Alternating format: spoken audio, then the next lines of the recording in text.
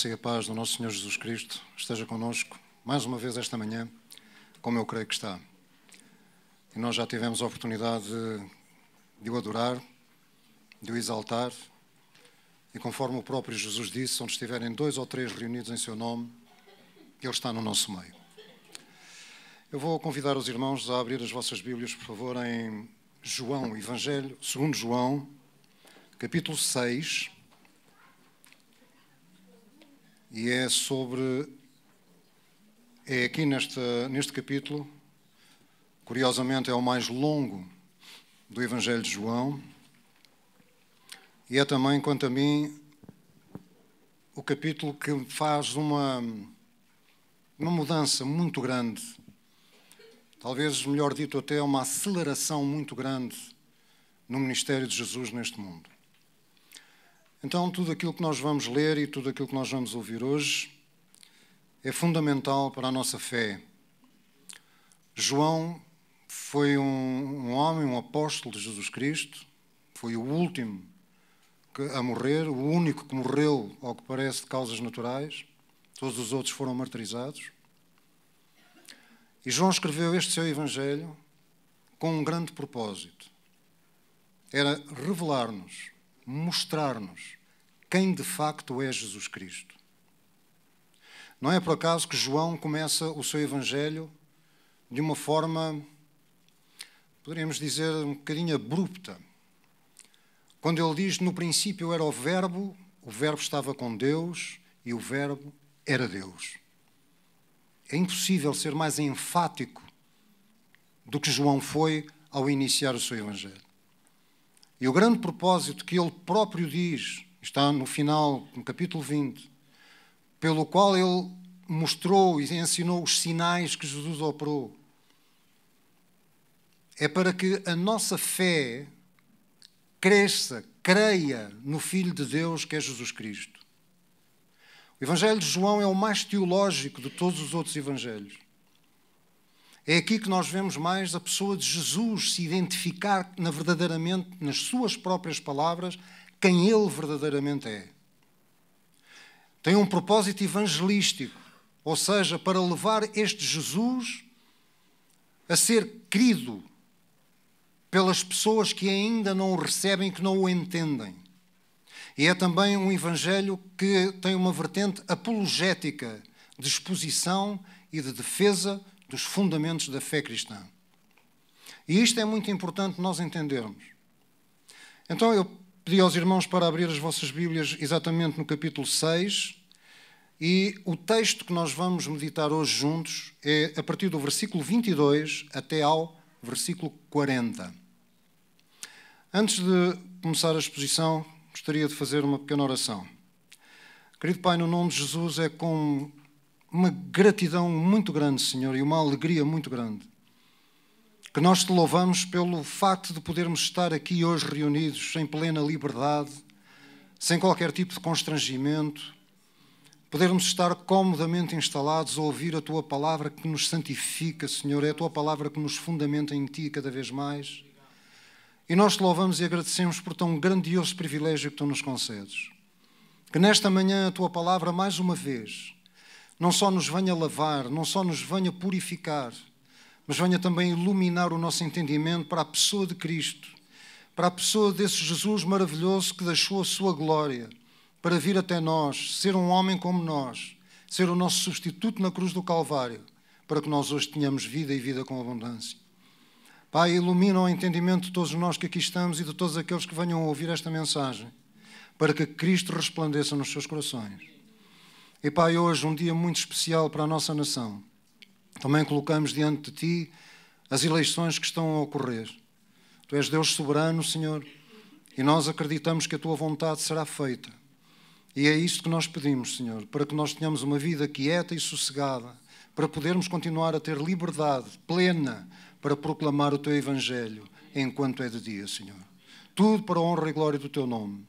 E todos dizem comigo? Amém. Amém. Ora, vamos então iniciar esta exposição, este partilhar da Palavra de Deus. Sabe, é um gozo muito grande, é uma alegria muito grande podermos estarmos todos juntos e comermos ao mesmo tempo, e já vão perceber porque é que eu estou a dizer comer, a palavra de Deus. Eu dividi esta exposição em 5 partes.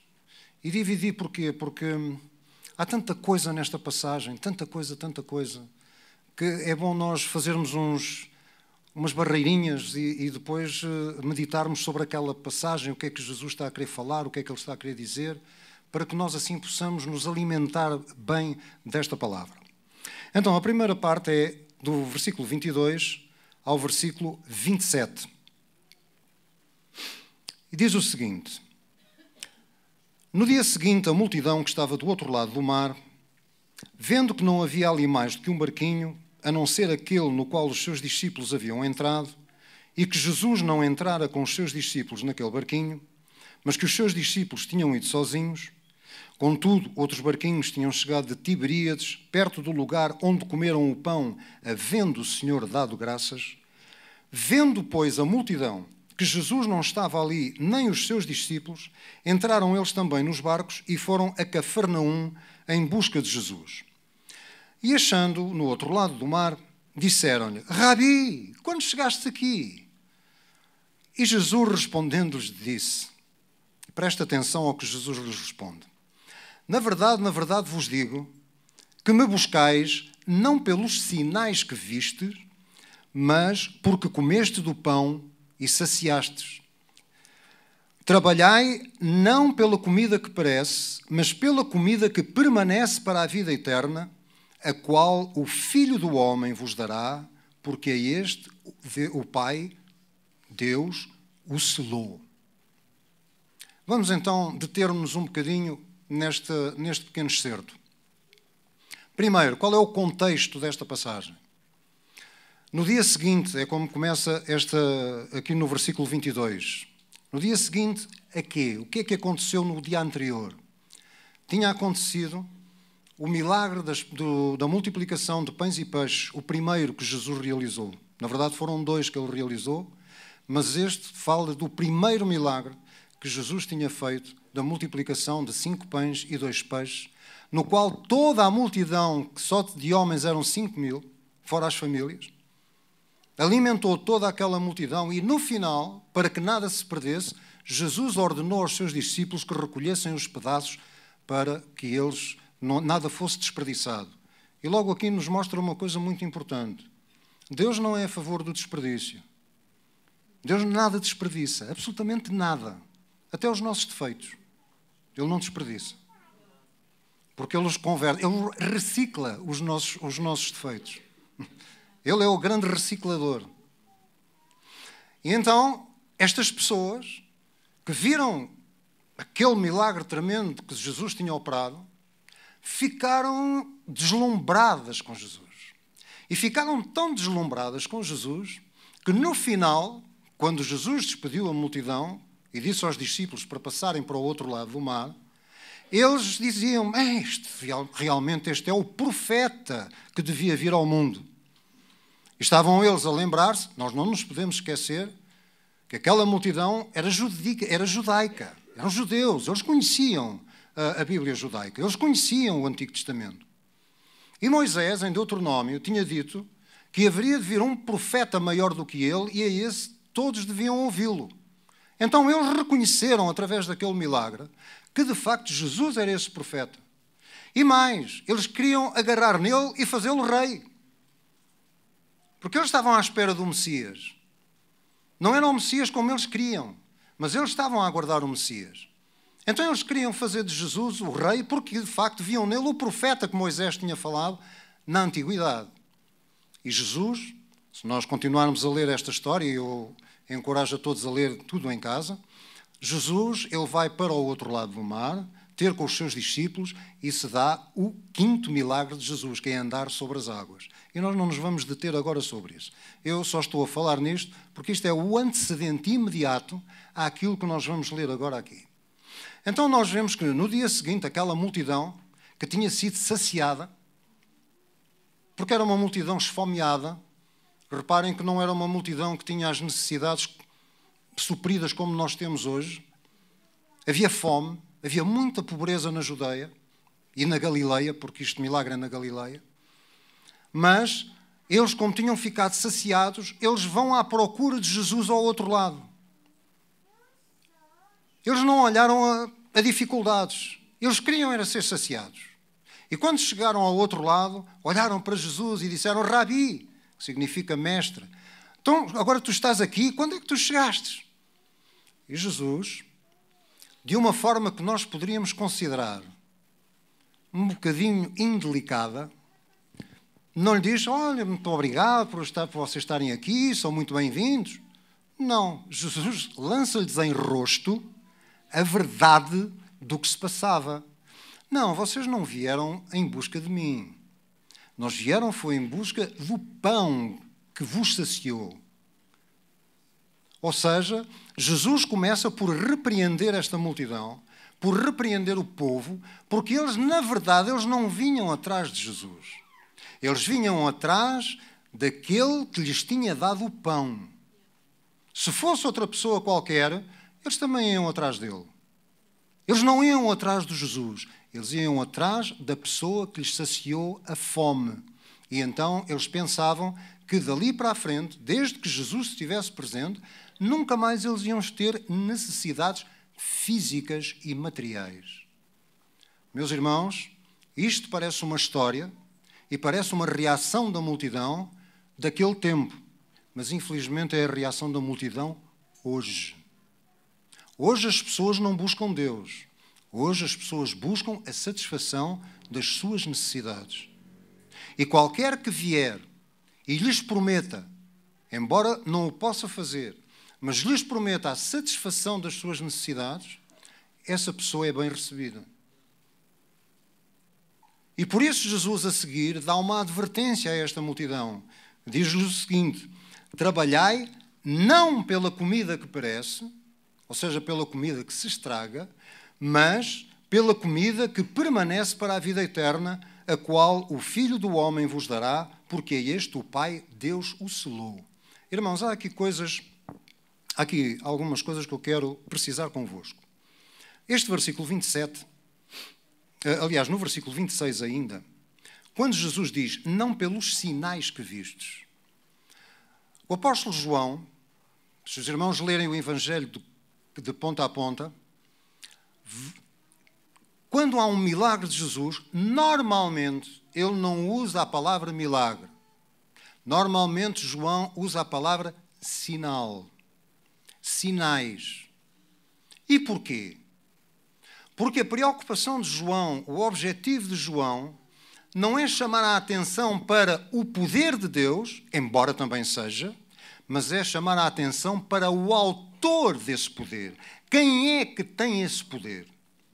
Um sinal não nos mostra a coisa concreta. Um sinal indica-nos alguma coisa, identifica alguém ou algo. E por isso João diz que, aliás, Jesus, quando falou, diz, buscais não pelos sinais que viste. Sinais. Jesus não utiliza a palavra milagre. Sinais. Porquê? Porque o milagre apontava para ele. Mas eles só viram o facto acontecer da multiplicação dos pães e dos peixes para que eles fossem fartos. Foi isso que eles viram. Eles não viram mais nada. Não lhes interessava mais nada. Então esta é a primeira coisa que Jesus diz, que os alerta. Vocês vieram à minha procura, não foi por mim, mas foi porque eu vos saciei. E então depois vem a advertência. Primeiro foi a repreensão, agora é a advertência. Trabalhai não pela comida que parece. Aquela comida que se estraga, nós comemos hoje e pronto, está feito. Mas trabalhai pela comida que permanece para a vida eterna, a qual o Filho do Homem vos dará. Irmãos, aqui o que é que nós temos? Primeiro, Jesus está a pôr em contraponto dois tipos de alimento. O alimento físico, que o nosso corpo necessita, e o alimento espiritual.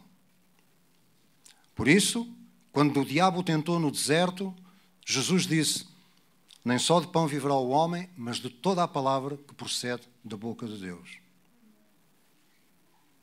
Ele está a chamar a atenção da multidão para não colocar os seus olhos nas suas necessidades físicas, mas colocar os seus olhos naquele que é o supridor de todas as necessidades, principalmente as espirituais. Porque Jesus diz o seguinte, pela comida que permanece para a vida eterna, a qual o Filho do Homem vos dará. O Filho do Homem é uma figura, é uma identificação de Jesus que aponta para ele ser o Messias.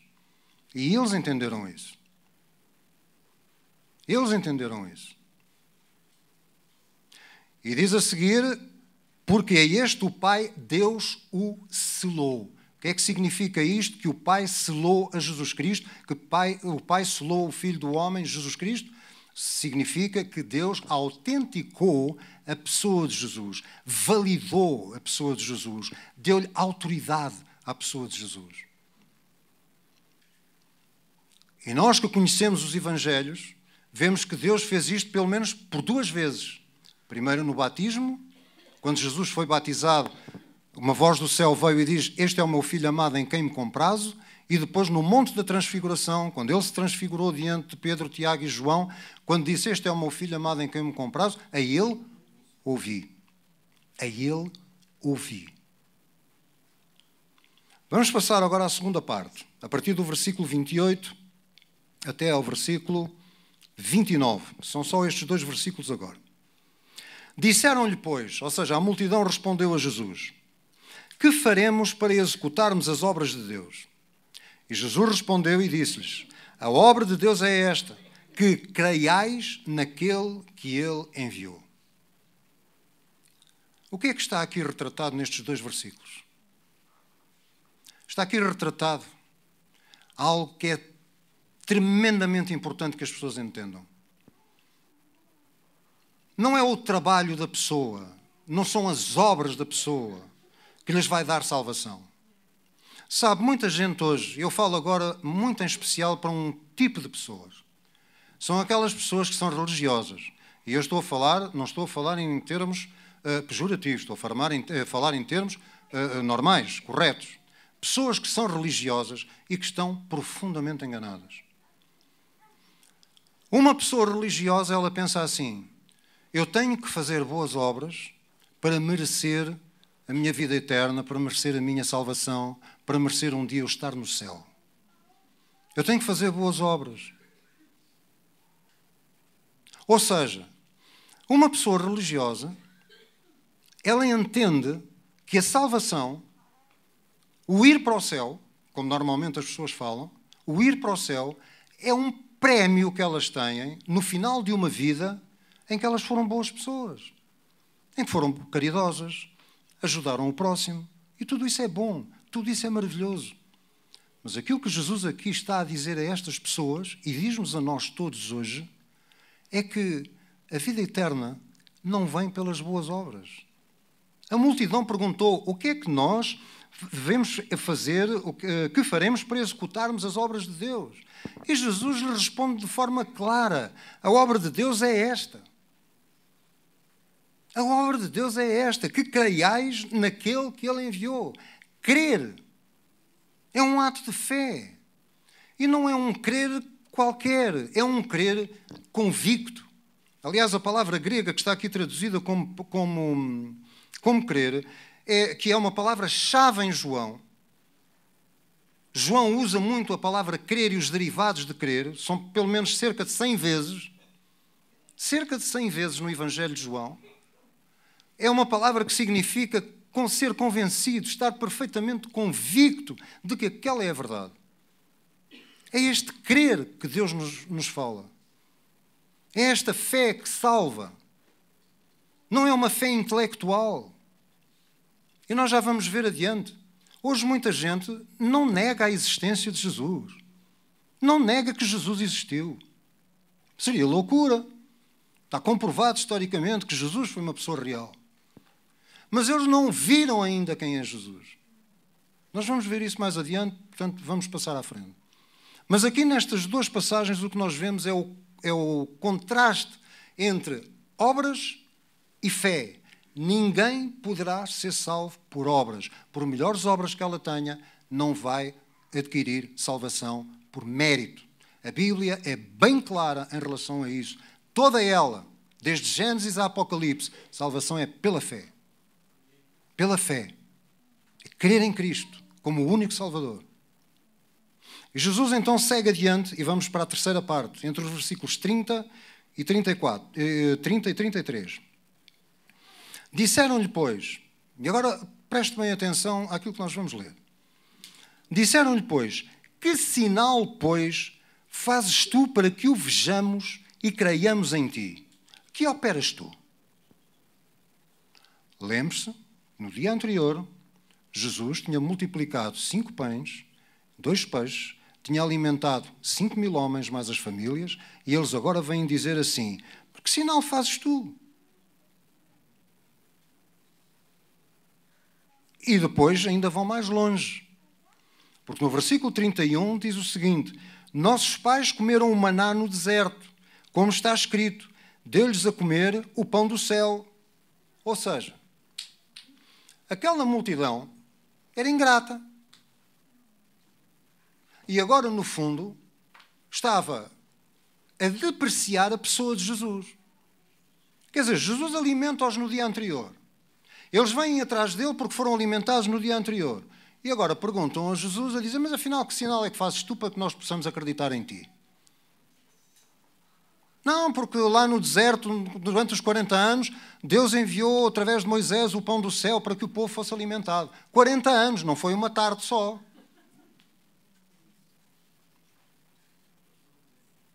Eu gostava de ter a paciência que Jesus tem.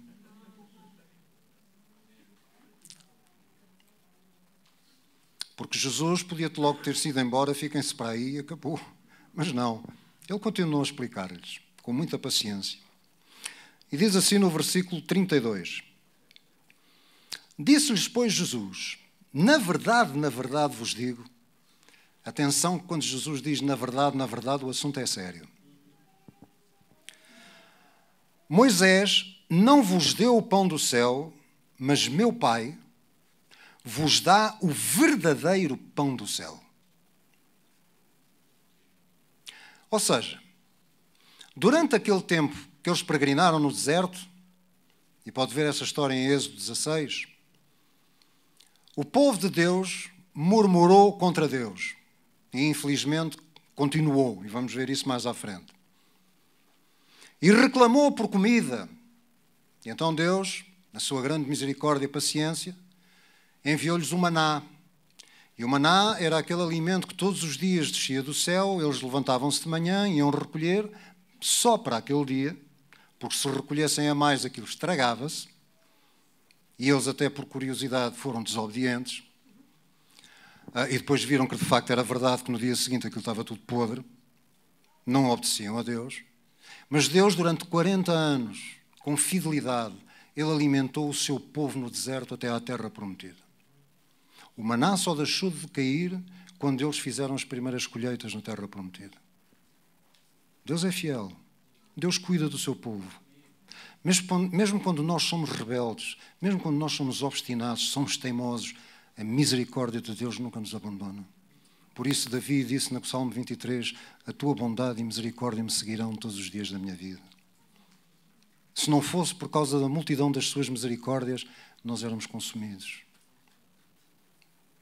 E Jesus, com muita paciência, disse, olha, na verdade Moisés não vos deu o pão do céu, mas o verdadeiro pão do céu é o meu Pai que vos dá.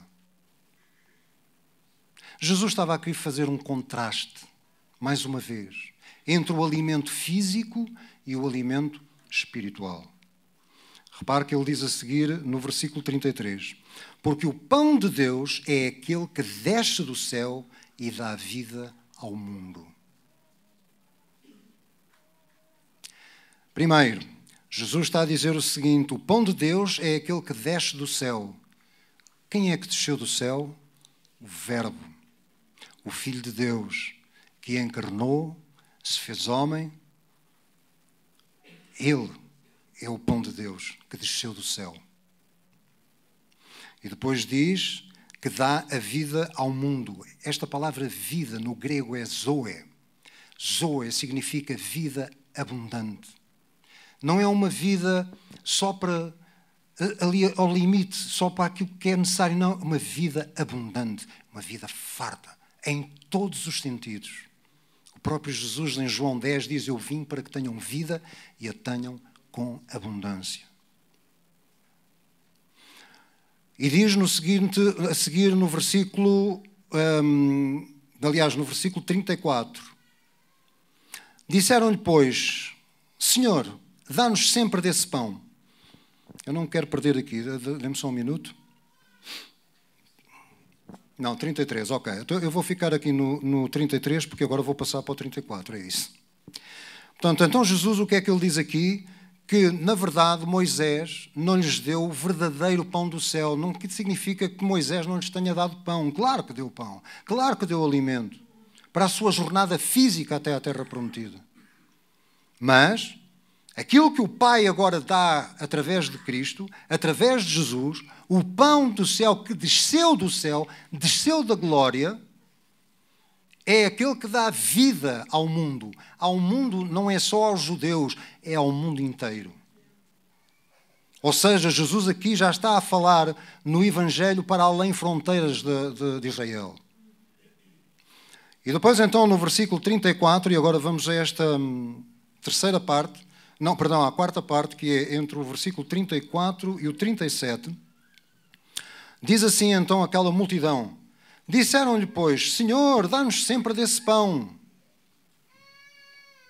Em que é que eles estavam a pensar? No suprimento do seu corpo, no alimento para o seu físico. Eles não estavam preocupados com aquilo que Jesus estava a dizer, nem sequer estavam a perceber. E então Jesus lhes respondeu no versículo 35. E Jesus lhes disse, e agora vamos entrar, digamos assim, na parte quente desta mensagem. Repare que há um crescendo. É interessante verificar que há um crescendo. Jesus começa por um princípio e vai caminhando para atingir isto que ele agora vai dizer.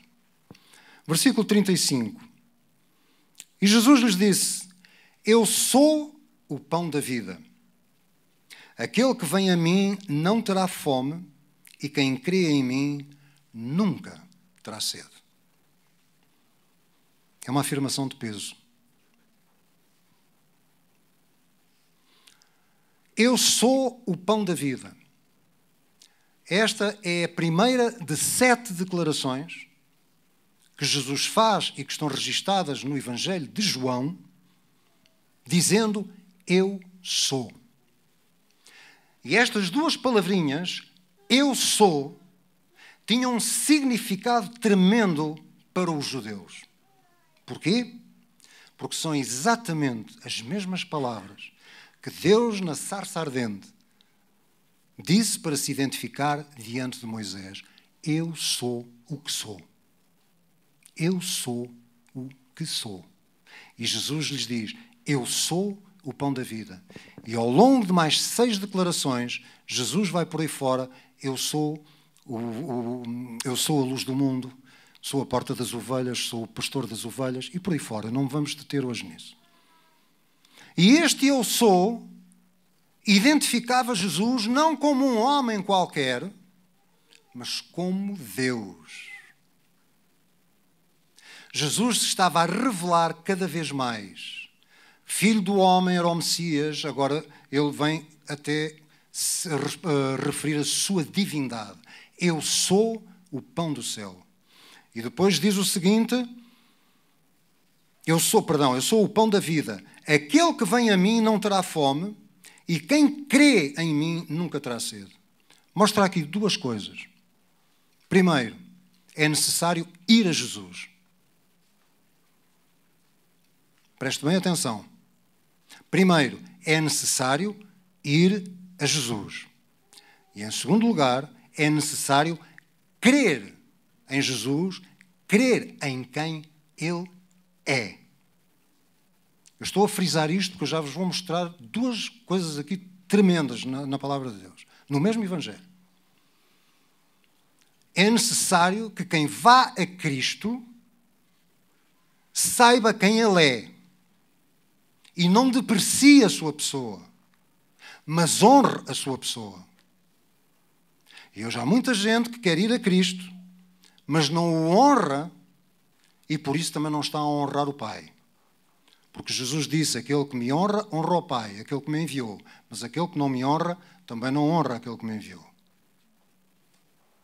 Então, Jesus, ao dizer, eu sou o pão da vida, ele está-se a identificar como divino. É curioso, isto é uma curiosidade só, não tem a ver com a mensagem, mas é uma curiosidade e eu pessoalmente gosto destas curiosidades. Onde é que Jesus nasceu? Alguém sabe? Em Belém. É uma palavra hebraica que sabe o que é que significa? A casa do pão, ou casa do alimento. Já viu como é que Deus faz as coisas? Uma das coisas que mais me maravilha em Deus, claro que são os milagres, é aquilo que Deus opera, mas é este puzzle que Deus construiu, e que as coisas se vão encaixando e vão todas, nós vemos, bem, isto é tudo a mesma coisa.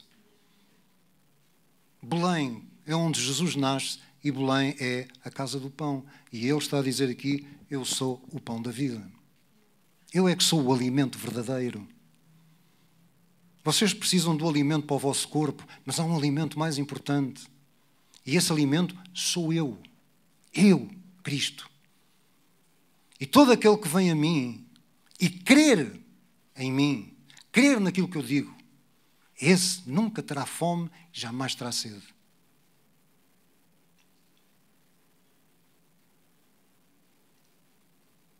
É curioso que o Evangelho de João, não estou a depreciar os restantes evangelhos, atenção, mas o Evangelho de João é tão completo, que se nós formos, nesta mensagem, praticamente eu não estou a sair daqui.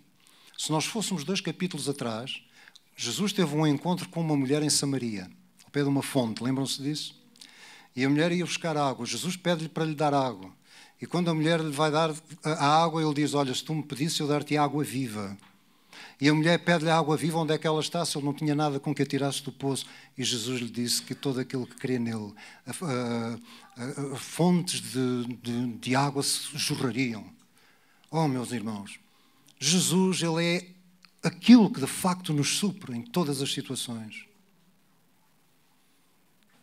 No capítulo seguinte, no capítulo 7, nós vemos Jesus na festa dos tabernáculos. E no último dia da festa, o que é que ele diz? Quem tem sede, venha a mim e beba. Porque todo aquele que crer em mim, não terá sede. E a água que eu lhe der se fará nele uma fonte que jorra para a vida eterna. É isto que Jesus está a falar. Hoje as pessoas andam afadigadas no suprimento das suas necessidades. E claro que isso é importante, mas elas não vão à fonte. Elas não vão à fonte das águas vivas. Elas não vão a Deus. Algumas delas nem querem saber de Deus para nada. Elas rejeitam o conhecimento de Deus. E sabe o que é que acontece? Ao fim de um certo tempo, Deus acaba por as rejeitar totalmente e entregá-las às suas próprias perversidades, à sua própria maldade. Então este é um alerta sério. Vamos continuar. Versículo 36. E eu disse que isto ia num crescendo. Mas já vos disse que também vós me vistes e, contudo, não credes. Há aqui muito neste versículo. Quem é que estes homens, quem é que esta multidão viu? Quem é que esta multidão viu?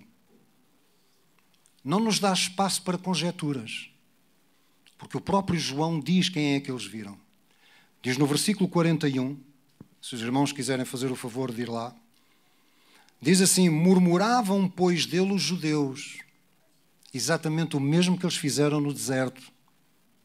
Murmuravam, pois, dele os judeus, porque dissera, eu sou o pão que desceu do céu. E agora olha o que eles dizem no versículo 42.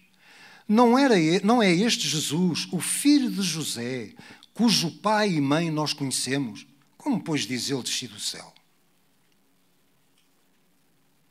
Eles viam o Jesus físico que estava ali diante deles, mas eles não conseguiam ver o Emanuel, o Deus conosco, o eu sou, eles não o conseguiam ver. E sabe, isto às vezes traz-nos que pensar. Porque muita gente, e já disse mais atrás, muita gente não nega que Jesus existiu, mas continua a pensar em Jesus como? Como um bom homem, como um filósofo, um grande mestre. Põe-o mais ou menos no mesmo patamar de Buda, de Gandhi, mas eles não têm uma visão de quem é verdadeiramente este Jesus. E agora vamos ver a seguir no versículo 37. Mas é importante dizer isto por causa desta questão de ver. Vocês lembram-se, no Evangelho de João, capítulo 3, quando Nicodemos vai ter com Jesus? Mestre, nós sabemos que tu és vindo de Deus, porque para fazer os sinais que tu fazes, os milagres que tu fazes, só se Deus for com ele. E o que é que Jesus respondeu?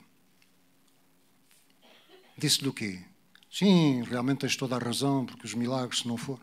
Não, Jesus nem sequer pegou nisso. Jesus foi direto e disse-lhe, na verdade te digo, que todo aquele que não nascer de novo não pode ver o reino de Deus. Não pode ver o reino de Deus. Sabe o que é que este pode significa? Significa o seguinte, não tem a capacidade de ver o reino de Deus. Jesus estava a falar com Nicodemos acerca de uma realidade que é o novo nascimento.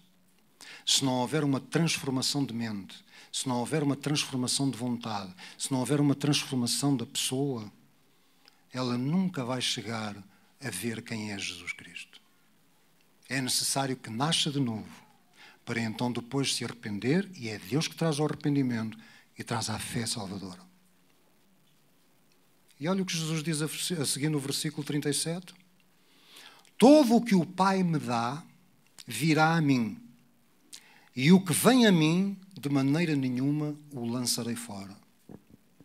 Todo o que o Pai me dá, virá a mim. Vamos ver esta primeira parte. Todo o que o Pai me dá, virá a mim. Isto diz alguma coisa? Quem é que são as pessoas que vêm a Jesus? São aquelas que o Pai der a Jesus e trouxer a Jesus. Ou seja, nós estamos a falar de uma salvação em que a fonte primária e final é Deus o Pai. Deus nos elegeu antes da fundação do mundo. E Ele, o Pai, vai trazer a Jesus Cristo, o pão da vida, todos aqueles que Ele, Pai, já elegeu antes da fundação do mundo. Nós não estamos aqui por acaso, irmãos. E entenda bem o que eu lhe vou dizer. Às vezes nós temos assim uma frase. Eu trouxe esta pessoa a Jesus. Mas na verdade, meu irmão, não foi o irmão que trouxe a pessoa a Jesus.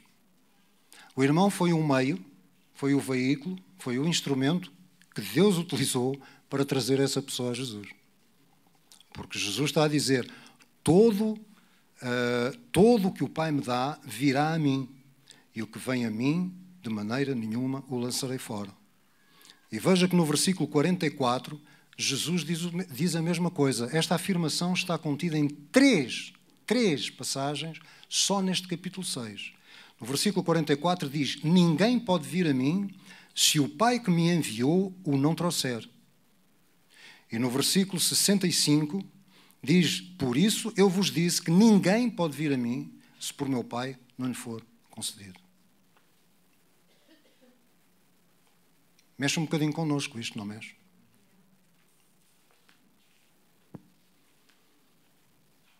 Versículo 38.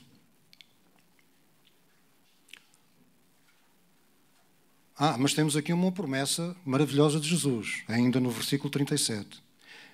Todo o que vem a mim, de maneira nenhuma o lançarei fora.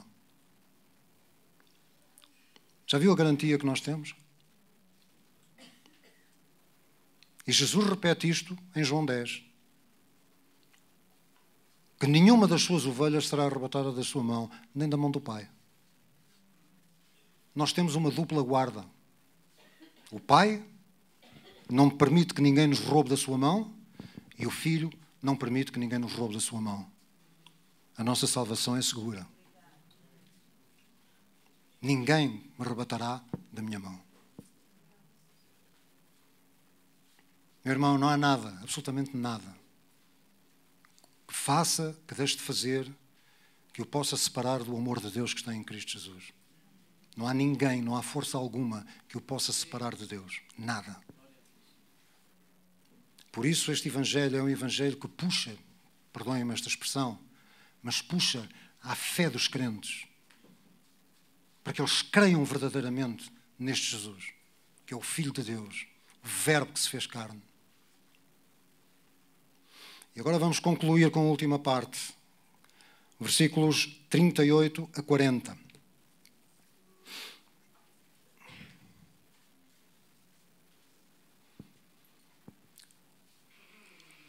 Porque eu desci do céu, portanto, Jesus, mais uma vez, ele indica a sua proveniência. Jesus não veio da terra, Jesus desceu do céu. Por isso ele em João 17, quando faz a oração ao Pai antes de ir para a cruz, ele diz: Pai, dá-me a glória que eu tinha contigo antes. Porque ele esteve na glória, mas ele deixou a sua glória para vir a este mundo, ser um substituto seu e meu. Então eu desci do céu, não para fazer a minha vontade, mas a vontade daquele que me enviou. Isto não significa de modo algum que Jesus tinha uma vontade diferente da vontade do Pai.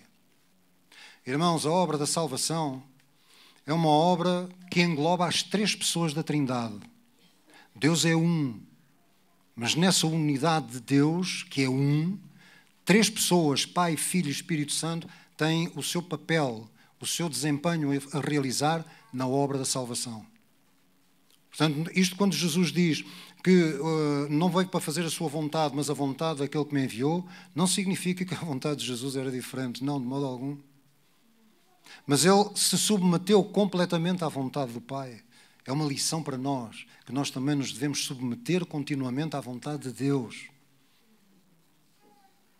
E desde no versículo 39, vai agora então explicitar qual é a vontade do Pai. E ouça que isto é para si e é para mim. E a vontade do Pai que me enviou é esta: que nenhum de todos aqueles que me deu eu perca, mas que o ressuscite no último dia.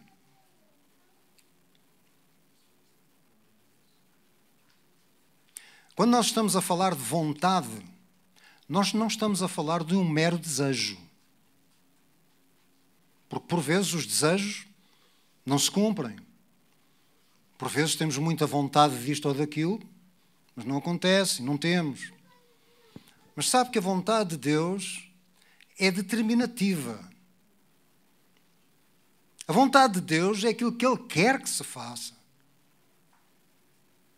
E Jó, por exemplo, tem uma frase muito bonita, em Jó 42, versículo 2, que diz: nenhum dos teus propósitos pode ser impedido.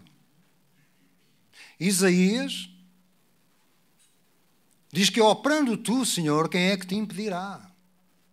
Quando Deus determina uma coisa, não há volta a dar. Porque a vontade de Deus cumpre-se em todas as coisas. Portanto, quando Jesus está aqui a dizer que a vontade do Pai que me enviou é esta, que nenhum de todos aqueles que me deu se perca, ou seja, que eu perca, Jesus, isto é real. Quando uma pessoa vai a Cristo verdadeiramente, e ela é nascida de novo, esta pessoa, Deus não a vai perder.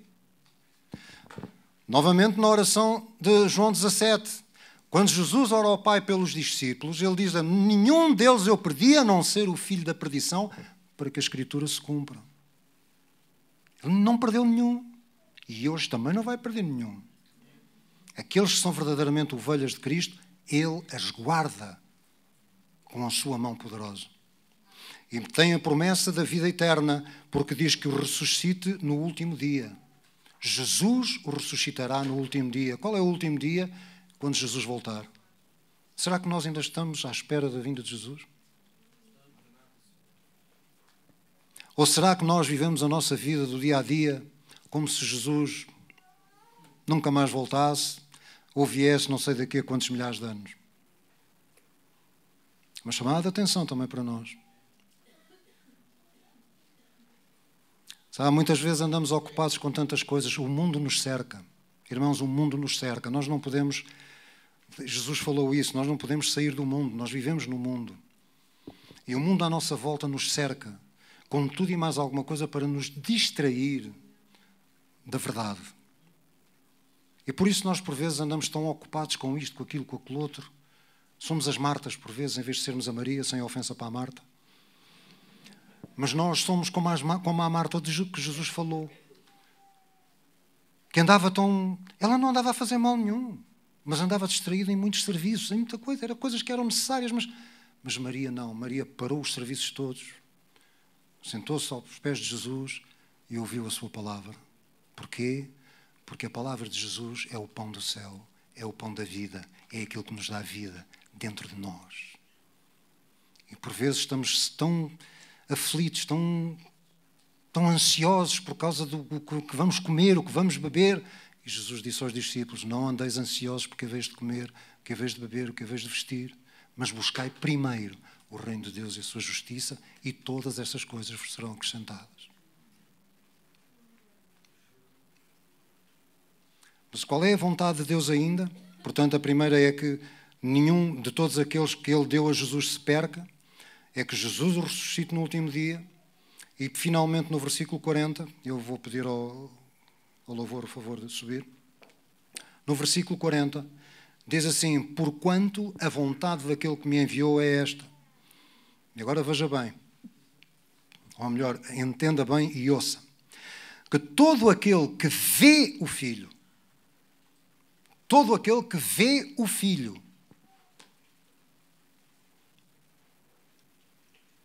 que vê o Filho como? Como sendo o Filho de Deus. Como sendo Deus. E crê nele, tenha a vida eterna. São três coisas. Primeiro, todo aquele que vê o Filho. Primeiro é preciso vê-lo, saber quem Ele é. Por isso é importante nós levarmos este Evangelho às pessoas. Quem é Cristo? Não foi um mero homem que andou neste mundo. Foi o Filho de Deus que andou neste mundo. O Emanuel, o Deus connosco. E Ele vem-nos revelar a vontade do Pai, vem-nos revelar o coração do Pai, vem-nos revelar a mente do Pai. E será bom que nós o ouçamos. Como Deus falou lá no Monte da Transfiguração, ouçam-no, a Ele, ouvi-o.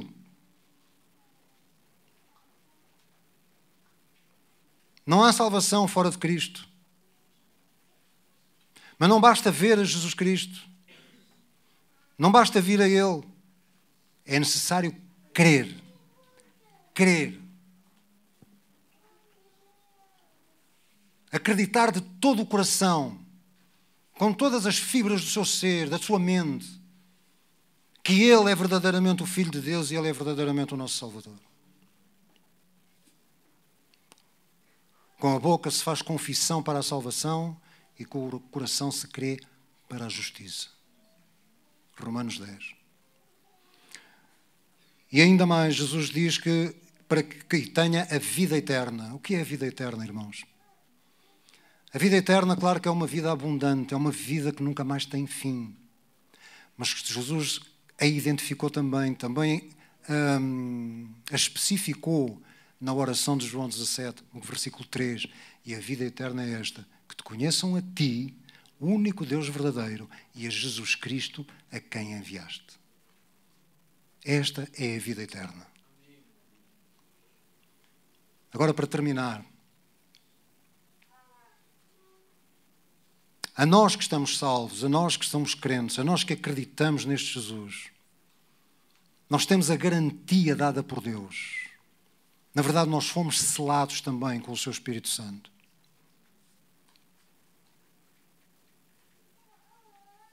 Fomos autenticados por Deus como seus filhos, como sua possessão particular, peculiar. Há uma frase que está em Isaías também que eu gosto muito e muitas vezes a cito. Nós somos a menina dos olhos de Deus.